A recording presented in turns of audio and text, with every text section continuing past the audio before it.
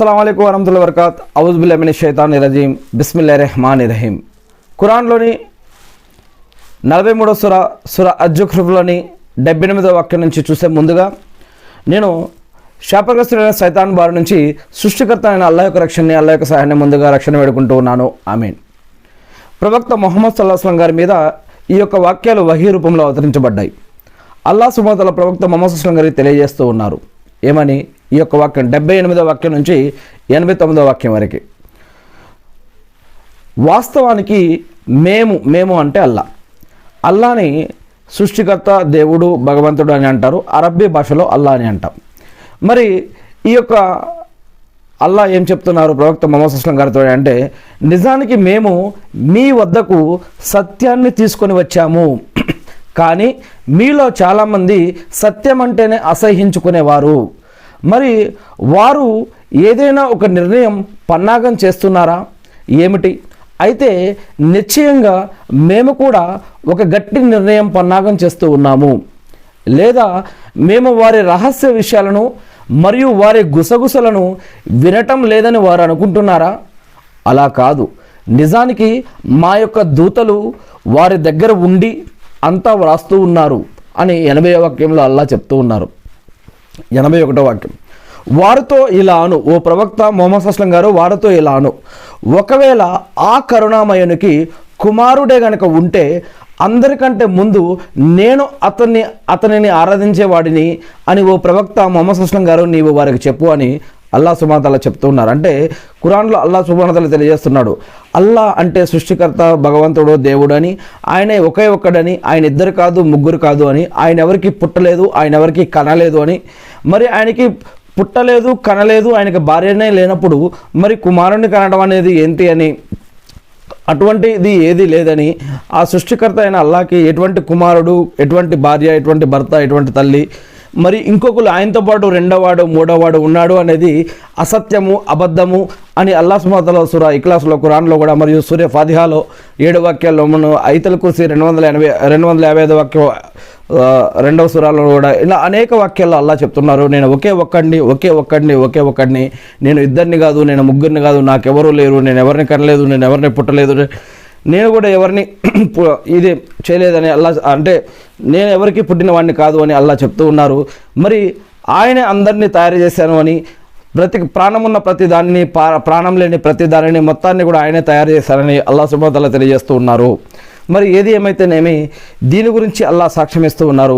మరి ఆయనకి కునుకు కానీ, నిద్ర కానీ, ఆకలి కానీ, మరి ఇటువంటివి ఏవి కూడా ఆయనకి అవసరం లేదని, ఆయన సృష్టించిన సృష్టిలో వాటి యొక్క అవసరమై ఆయనకి వీటన్నిటి అవసరాలు లేదు అని మరి అల్లాహ్ సుబ్హానహు వ తఆలా ఖురాన్లో తెలియజేస్తూ ఉన్నారు.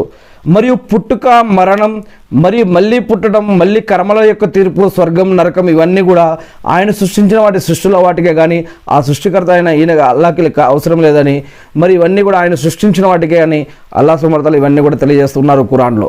ఏది ఏమైతేనేమి ఇప్పుడు 81వ వాక్యంలో అల్లాహ్ తెలియజేస్తూ ఉన్నారు 43వ సూరాలో ఏమని, సూరా అజ్-జుఖ్రూఫ్లో అల్లాహ్ చెప్తూ ఉన్నారు ఏమని 41వ వాక్యంలో, వారితో ఇలాను, ఓ ప్రవక్త ముహమ్మద్ సల్లల్లాహు అలైహి వసల్లం గారు వారితో ఇలాను, ఒకవేళ ఆ కరుణామయునికి, ఆ అల్లాహకి కుమారుడే ఉంటే అందరికంటే ముందే నేను అతన్ని ఆరాధించేవాడిని కదా అని అల్లాహ్ చెప్తూ ఉన్నారు. మరి భూమి ఆకాశాలకు ప్రభువు మరియు సింహాసనానికి, అర్ష్ అనే సింహాసనానికి, 7వ ఆకాశం మీద ఉన్నటువంటి ఆకాశం 7 ఆకాశాలు ఉన్నాయని, 7వ ఆకాశం మీద అర్ష్ అనే పీఠం ఉందని, దానిపైన అల్లా ఉన్నానని ఖురాన్లో అనేక వాక్యాల్లో చెప్తూ ఉన్నారు. ఇక్కడ 82వ వాక్యం 43వ సూరాలో అల్లా ఏం చెప్తున్నారంటే, ఓ ప్రవక్త ముహమ్మద్ సల్లల్లాహు అలైహి వసల్లం గారు, మరి భూమి ఆకాశాలకు ప్రభువు మరియు సింహాసనమైనటువంటి అర్ష్కు కూడా ప్రభువు అయిన ఆయన అల్లా వారు కల్పించే కల్పనలకి అతీతుడు, గొప్పవాడు, పరిశుద్ధుడు అని, మరియు వారికి వాగ్దానం చేయబడిన ఆ యొక్క దినానికి వారు దర్శించే వరకు, ఏదైతే ప్రళయ దినం, అంతిమ దినం, తీర్పు దినం, జడ్జిమెంట్ డే, మరియు అల్లాని కలుసుకునే రోజు ఏదైతే ఉందో, లేదా మరణం సమయం ఏదైతే ఉందో, మరి ఆ వాగ్దానాన్ని దినం ఏదైతే ఉందో ఆ దినాన్ని వారు దర్శించే వరకు వారిని వారి యొక్క వాదోపవాదనలలో, వారి యొక్క డిబేట్లలో, వారి యొక్క ఆర్గ్యుమెంట్లలో, మరియు వారి క్రీడలలో మునిగి వారిని ఉండని అలానే అని చెప్పి అల్లాహ్ సుబ్హానహు వ తఆలా 83వ వాక్యంలో 40 3వ అధ్యాయం 83వ వాక్యంలో అల్లా చెప్తూ ఉన్నారు, వారికి వాగ్దానం చేయబడిన ఆ దినాన్ని వారు దర్శించే వరకు వారిని వారి వాదోపవాదనలలో మరియు వారి క్రీడలలో వారిని మునిగి ఉండని అని అల్లా చెప్తూ ఉన్నారు. మరియు 84వ వాక్యం, మరియు ఆయన అల్లా మాత్రమే ఆకాశాలలో ఆరాధ్యుడు మరియు భూమిలో కూడా ఆయనే ఆరాధ్యుడు మరియు ఆయన మహా వివేకవంతుడు సర్వజ్ఞుడు అని ఖురాన్లో 43వ సూర 84వ వాక్యంలో అల్లా చెప్తున్నారు. 85వ వాక్యం చూసినట్లయితే, మరియు ఆకాశాలలోనూ మరియు భూమిలోనూ మరియు ఆ రెండిటి మధ్యను ఉన్న సమస్తానికి సామ్రాజ్యాధికారి అయిన ఆయన అల్లా శుభదాయకుడు మరియు అంతిమ గడియ జ్ఞానం, దాని యొక్క జ్ఞానం కేవలం ఆయనకే ఉంది. మరి ఆ అంతిమ గడియ యొక్క జ్ఞానం కేవలం ఆయనకి మాత్రమే ఉంది. మరియు ఆయన వైపుకే మీరంతా మరలించబడతారు అని ఓ ప్రవక్త మొహమ్మద్ సుస్లం గారు వారికి తెలియజేయండి అని అల్లాహ్ సుబ్హానహు వ తఆలా ఖురాన్లో ఈ యొక్క విషయాలు తెలియజేస్తున్నారు. ఇక 86, 87, 88, 89 వాక్యాలు కూడా చూసినట్లయితే, మరియు వారు ఆయనను వదిలి ఎవరినైతే ప్రార్థించుకుంటున్నారో వారికి వసీలా చేసే సిఫారసు చేసే అధికారం వారికి లేదు. కేవలం సత్యానికి సాక్ష్యం ఇచ్చేవారు మరియు అల్లా ఒకే ఒక్కడు, అల్లా ఇద్దరు కాదు ముగ్గురు కాదు, అల్లా ఒకే ఒక్కడు అని తెలిసి ఉన్నవారు తప్ప. మరియు నీవు మిమ్మల్ని ఎవరు సృష్టించారు అని వారితో అడిగినప్పుడు వారు నిశ్చయంగా అల్లా అని అంటారు.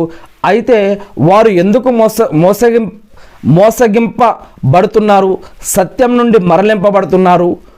ఓ నా ప్రభు, నిశ్చయంగా ఈ ప్రజలు విశ్వసించరు అని పలికే ప్రవక్త యొక్క మాట అల్లాహకు బాగా తెలుసు.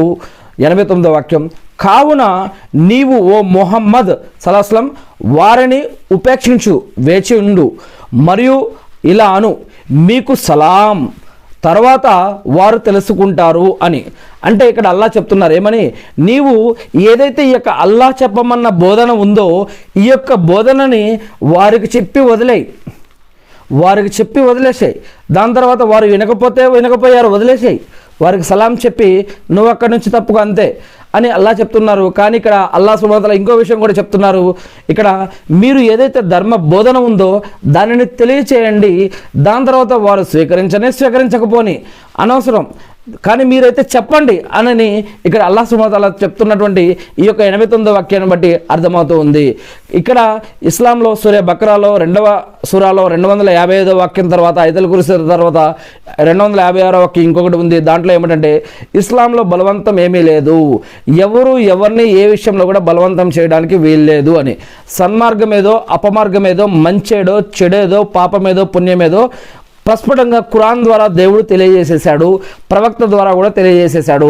ఇంక ఎవరిని బలవంతం చేయవద్దు, మీరు ఏ విషయం ఏంటనే చెప్పి వదిలేయండి. మరి దాని యొక్క తీర్పుని అంతిమ దినం రోజు అల్లా చూసుకుంటాడు. మీరు మాత్రం ఎటువంటి కొట్లాటలకి గొడవల జోలికి వెళ్ళొద్దని అల్లా సుబ్హానహు వ తఆలా తెలియజేస్తూ ఉన్నాడు ఖురాన్లో. ఏది ఏమైతేనేమి మనందరికీ కూడా సన్మార్గాన్ని ప్రసాదించమని నేను సృష్టికర్త అయిన అల్లాని ప్రార్థిస్తూ ఉన్నాను. ఇంకొక విషయం ఏమిటంటే, అల్లా అంటే అరబ్బీ భాషలో దేవుడు, సృష్టికర్త, భగవంతుడు అనే పదాన్ని అల్లా అని అంటాం. మరి అనేక ప్రాంతాల్లో అనేక మంది ఈ యొక్క దేవుడు, సృష్టికర్త అనే పదాన్ని అనేక భాషల్లో పిలుచుకుంటూ ఉంటారు. అరబ్బీలో ఆ యొక్క సృష్టికర్త అనే పదాన్ని అల్లా అని అంటారు.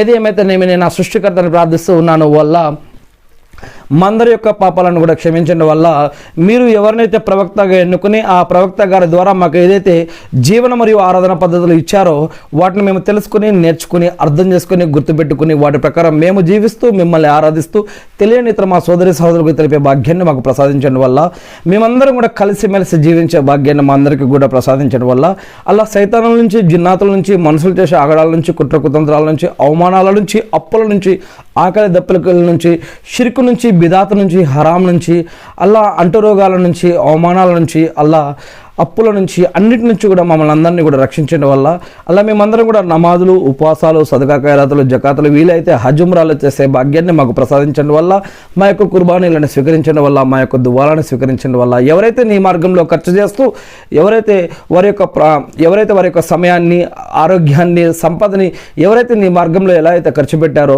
వల్ల వాటిని అన్నింటినీ కూడా స్వీకరించడం వల్ల, ఎవరైతే ప్రార్థన చేయమన్నారో, ప్రార్థనలో గుర్తుపెట్టుకోమన్నారో వారందరి తరపున కూడా మేము వారందరి ప్రార్థనలో కూడా మీ వద్ద అప్పగిస్తూ ఉన్నాం వల్ల, అదేవిధంగా వాళ్ళ ప్రవక్త మొహమ్మద్ సల్లం గారి పైన శాంతి సేవకులు కురిపించి మకామే ముహమ్మద్కు ప్రవక్త గారిని వారసులు చేసి అంతిమ దినం రోజు వసలత స్థానాన్ని ప్రవక్త మొహమ్మద్ సల్లం గారికి ప్రసాదించడం వల్ల ఆమీన్.